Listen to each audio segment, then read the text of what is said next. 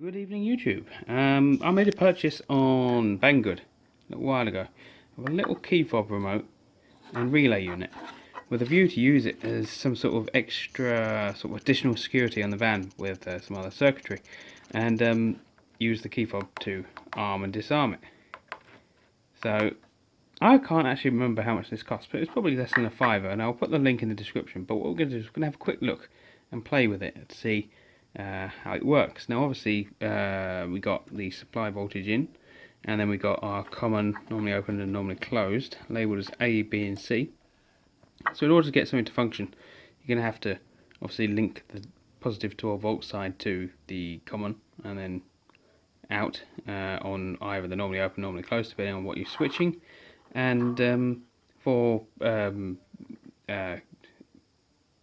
to keep it in line, probably just link the neutrals together, or negatives, or whatever you want to call them, and switch it on and off. So I'm just going to rig something up to test this, and we'll see how it does. Right, so upon further investigation, I have found that it goes A, B, C, D. The common is B, normally closed is C, and normally open is A. So when you switch it, it closes contact A. I've put the remote down, but if we switch on the Ryobi power takeoff unit, we get a blue light. Lovely. And I've connected a LED. It's actually a 7-watt LED, 12 or 24 volt, which is quite handy. I can actually run these off my 18-volt batteries. That's another video. So anyway, positive and negative supplying the unit come in here. Positive supplying the, or going through the relay, which is switched by the other supply, goes through there, through the positive, back out for the negative, and into there. So this is, so you can use a separate supply for switching your loads as to supplying your loads, so you're not tied. As it is within this unit, they are combined. So if I press A, it comes on, which is exactly what we want, and B, C and D will do the same. But if we turn A on, switch the power off to the unit, obviously it goes off, and when you turn it back on, it doesn't remember the setting. So once it loses power, it won't stay in the closed position. I think it's quite handy. I haven't as yet figured out what that button is. It's probably to pair this remote, and I'm not going to mess with it just in case.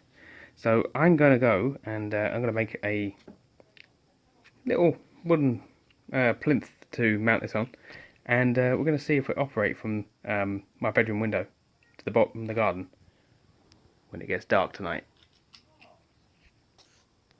I've just realised I may have overestimated what I can see of the garden from the bedroom window. But anyway, we'll have a look after we taunt the pussycats a little bit. They've just had their dinner, so they're getting a little bit fatty. Hey, Mercy? No? Okay. Right. I can see nothing. Okay. Suppose we can mount them on the temporary fence at the back. That's not going to do much for security, is it? Yes. So let's go and build that now, and then you can see if it works from up here. It should do. I thought it would. You like a fuss, don't you? Getting thin though, aren't you? Oh boy. No, don't jump on me, you've got claws. This turned out to be a nice evening in the junkyard, but I've seeded the last patch, so I was planning to get this bit done and then seed that bit. Obviously I need to walk up and down. I'm lazy, can't use the path which is covered up. Anyway, in honour of Julian Eilert, I have used a wooden board. Not a decking board though. I just mounted that on top. Got 1, 2, 3, 4 7-watt LED, advertised at 10. They lied. Two oranges are two positives, two browns are two positives, live link, live link, live link, or positive link, and then just to give you the cringe-worthy factor, I've included a bare link across the negative to the positive, and then they come away, and all the negatives or neutrals are common, and I'm going to test this when it gets dark. Right, it's dark enough to do the test now. It's been quite a nice evening, so I'm going to turn 3 on.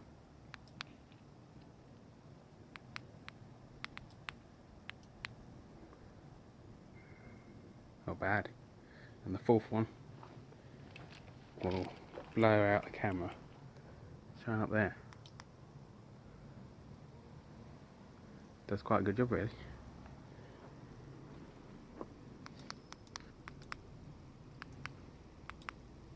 One, 2, 3, and 4. Magic. Now unfortunately I can't do a range test because someone's gone to bed, so I can't go upstairs and do that. So let's angle these up a little bit more. Go to the far end. And from a height.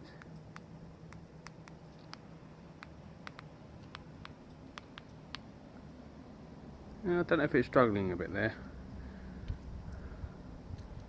That's about 12 foot, I guess. But maybe I'll come back to this video and do some range testing another day. All in all, it's quite good. I might actually save and use this unit for lights in the shed, so I can turn the lights on the shed as I go up to the shed, because I have trouble turning the light on once I get in there. But yeah, anyway, thanks for watching. Please subscribe, comment, rate. See you in the next video.